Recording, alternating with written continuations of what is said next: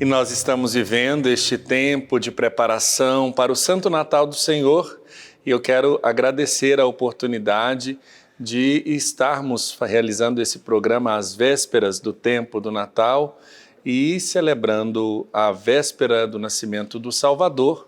O programa Pai Eterno vem até a paróquia São Francisco de Assis, no bairro Jundiaí, aqui na cidade de Anápolis, em Goiás. E para falar um pouco para nós deste tempo, para partilharmos sobre a nossa experiência de fé, eu tenho a alegria de receber e ser recebido pelo Frei Janilson Luiz Coelho, frade franciscano, pároco aqui da paróquia São Francisco de Assis. Boa tarde, Frei Janilson. Boa tarde a você que nos acompanha com a sua família. Então, seja sempre bem-vindos à paróquia São Francisco. Nós agradecemos, Frei Janilson, porque o senhor acolheu aqui toda a nossa equipe e nós teremos a oportunidade de viver tanto o dia de hoje, a véspera do Natal do Senhor, como também o dia de amanhã, aqui direto deste lugar sagrado, um lugar privilegiado da graça de Deus, no coração da nossa querida Anápolis, no estado de Goiás.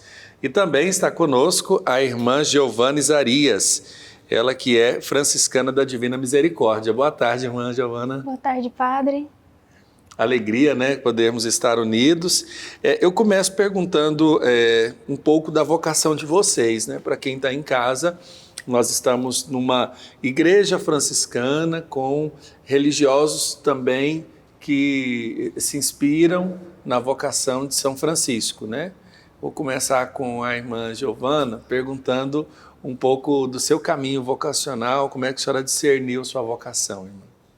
Então, meu caminho vocacional com as irmãs se deu desde 2015, onde eu tive a chance de conhecê-las melhor e de poder iniciar o meu caminho vocacional nessa espiritualidade franciscana, que também, dentro dessa espiritualidade do Natal, tem uma grande importância, porque o meu caminho vocacional também se deu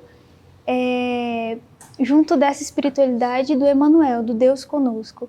E o franciscanismo tem muito disso e particularmente foi o que mais me atraiu, essa proximidade de Deus, essa comunhão de Deus com a gente.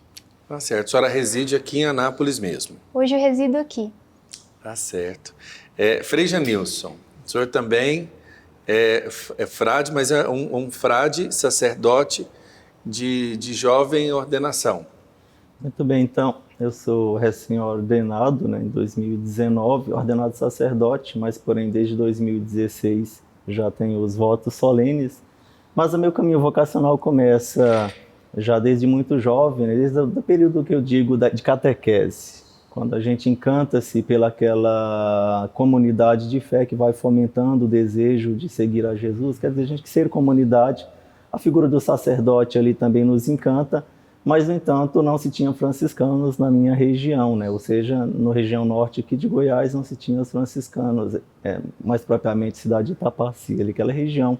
Mas, no entanto, nesse despertar vocacional, nesse desejo de conhecer aí, com o convite de um amigo, de conhecer o carisma franciscano, de conhecer os frades propriamente, a partir de 2006, eu diria que é ali que foi sendo cultivado em mim o carisma franciscano e o desejo aí de iniciar um caminho vocacional até me consagrar, né, como frade franciscano, depois me ordenar sacerdote. Eu queria chamar a atenção para esse período que a gente está finalizando, que é o período do Advento. Irmã Giovana, como é que é a sua comunidade, como é que vocês vivenciaram esse período de preparação para o Natal do Senhor? Então, nesse ano nós tivemos a chance de vivenciar esse tempo, fomentando em nós mesmos a questão da esperança e também dessa justiça, onde nós tanto escutamos na liturgia, nas leituras, em toda essa questão que nos é proposto pela própria liturgia da igreja. Então, esse foi um tempo muito especial, talvez diferente por conta do tempo que nós vivemos também. Tempo de aumentar em nós a esperança e a graça de permitir que o menino Deus nasça em nós. Então, isso de modo pessoal também, a nível comunitário, mas também a nível pessoal. Então, esse é um tempo muito oportuno e foi um tempo muito oportuno para isso, né? Aumentar e fomentar em nós a esperança do Senhor que vem residir no nosso meio. Frei Janilson, nós quando falamos às vezes assim da vivência da fraternidade, né, dentro dos nossos conventos, as pessoas não imaginam como é importante também nós nos prepararmos para estes momentos. Como é que na fraternidade vocês vivenciaram essa experiência de preparação para o Natal do Senhor? E de fato, né, nós, enquanto religiosos de vida fraterna, né, de certo modo nos reunimos bastante, não somente para compartilhar a missão, como que anda a missão, mas também para rezar, né? Então, nas horas, né, que nós fazemos de oração, sempre voltada para esse tempo do Advento, e de certo modo também é um tempo que, querendo ou não, a característica de conversão também é um tempo que a gente tem que muitas vezes até avaliar como que nós estamos sendo, de fato, missionários, né, enquanto frades franciscanos, né? Então, de certo modo, na vida fraterna se mostra muito isso.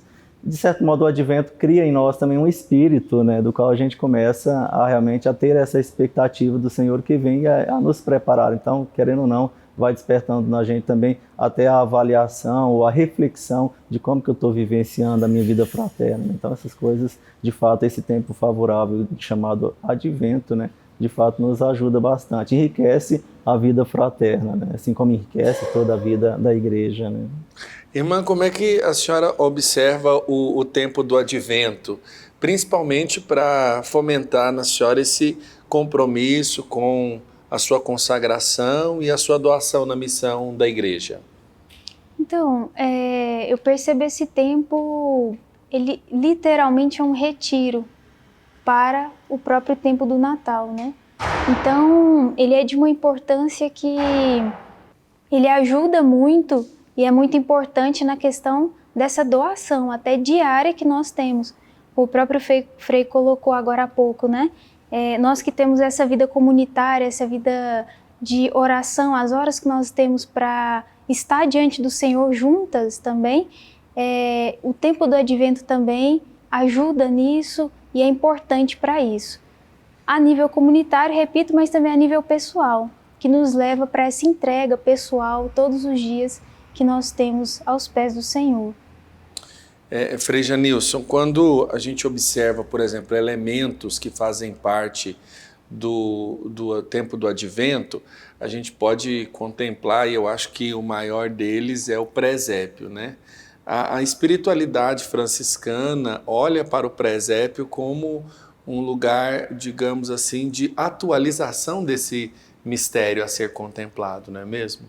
Atualização desse mistério a ser contemplado, e justamente onde nós vamos pegar o pilar da espiritualidade franciscana, né, que enriqueceu muito a igreja com isso, que é justamente destacar e chamar-nos e nos convocar ao olhar atento à humildade do Senhor, o Redentor, o Salvador, né, a divindade que assume a humanidade, né, em Jesus Cristo. Então, a singeleza, né, daquele momento foi o que Francisco quis captar, né, que quis celebrar, visualizar, né, mediante uma noite de Natal, aí no dia 24 aí de 1223, né, numa vigília, né, de Natal, justamente fazer com que esse momento fosse, além de ouvido, né, mediante a proclamação da palavra do próprio Senhor, também visível através de alguns gestos, de alguns sinais presentes, seja de um burro, seja de uma vaca ali presente. Ou seja, o primeiro presépio, então, é uma ideia, é uma concepção, é uma iniciativa de São Francisco. Justamente, São Francisco ele teve uma intuição boa, né, que para nós hoje vai chegar até nós, montagem dos presépios, né? Mas Francisco queria trazer Belém para próximo a Grétio, né, uma cidade da Itália, né, um povoado da Itália, né, no tempo de Francisco. E então, para trazer este tempo litúrgico, né, esta vigília de Natal, né, esse dia 24 de Natal de 1223, além, claro, de uma celebração da missa que se teve presente o sacerdote, e do qual o próprio Francisco ali proclamou o Evangelho e ali direcionou a reflexão, fez a homilia daquela noite, ele então quis trazer elementos, né, para esta noite, né? Então, que elementos que são esses? Trazendo ali um burro, trazendo ali uma vaca, trazendo ali trazendo um estábulo, né, do qual com feno, do qual colocaria ali a criança.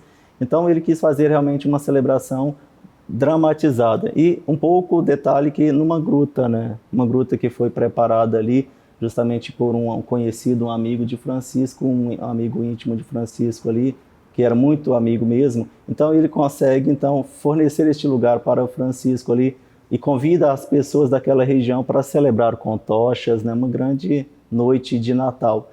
Aí a pergunta que nós fazemos, né? Mas e o menino Jesus? Onde é que está o menino Jesus, né? E de fato que a celebração foi tão rica, enriquecedora naquele momento ali, que um dos que estavam presentes visualizavam o próprio menino Jesus. E ali despertava nos corações daqueles o desejo de poder despertar o menino Jesus nos corações de muitos da igreja, né? Que muitas vezes esse nascimento do Jesus, né, o menino de Belém, estava sendo quase que esquecido, uma espiritualidade que já estava, vamos dizer, adormecida, né? E com essa noite de Natal é aquecida, né? O menino Jesus passa a nascer novamente nos corações, né, das pessoas, né?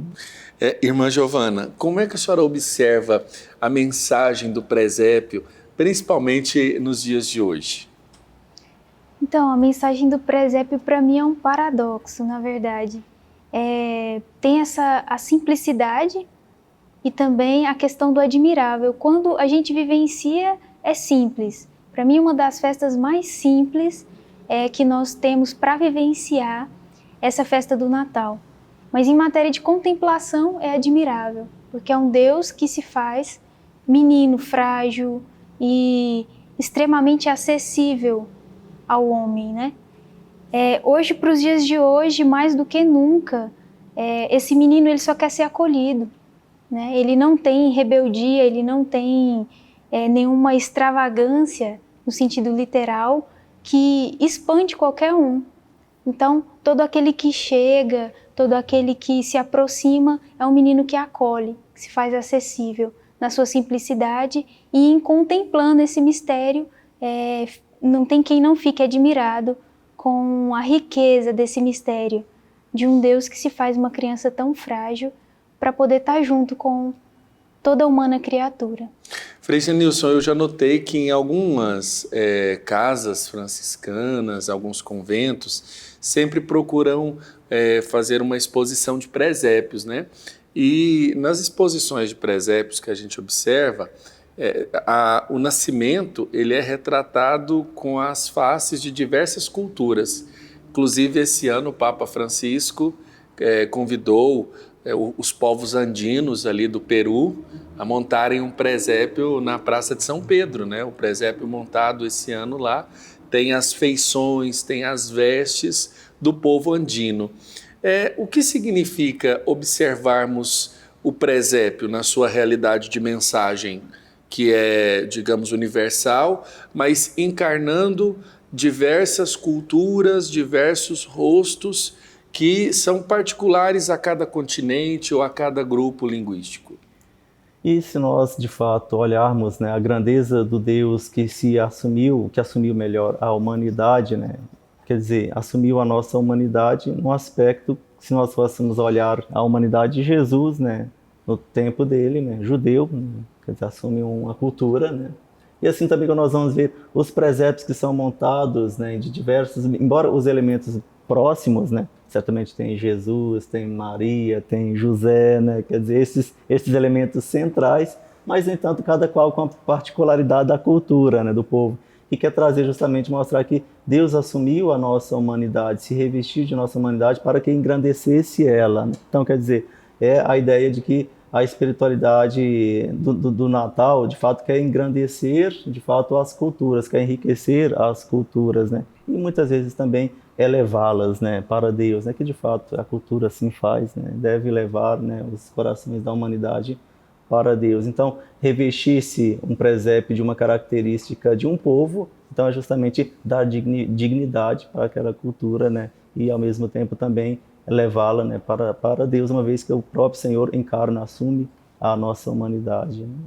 Irmã Giovana, quando nós falamos, por exemplo, da montagem do presépio, e aí eu chamo a atenção para isso porque eu acho que é pedagógico do ponto de vista da criança, do adolescente, do jovem que contempla. Como é que a senhora observa para essas realidades, às vezes ainda em desenvolvimento, Como é que essa mensagem é apresentada? E aí eu digo na questão artística, na questão dessa diversidade de culturas que o Frei também estava citando para nós. Então, um ponto importante é ter essa questão da apresentação também para, no caso, as crianças, os jovens, os adolescentes, né? Porque hoje também se perdeu um pouco esse costume, né? Então, em grande parte, as famílias não têm mais essa questão de expor um presépio em casa, e muitas das vezes não tem tanto contato com a igreja que um jovem, um adolescente ou até uma criança possa ter contato com essa realidade, contemplar ali o pai, a mãe e também uma criança que nasce naquele contexto, né? Como o Frei já colocou também. Então, é importante sim, né? A criança, o adolescente, o jovem ter contato com a realidade de uma criança que nasce, né, de um pai e de uma mãe.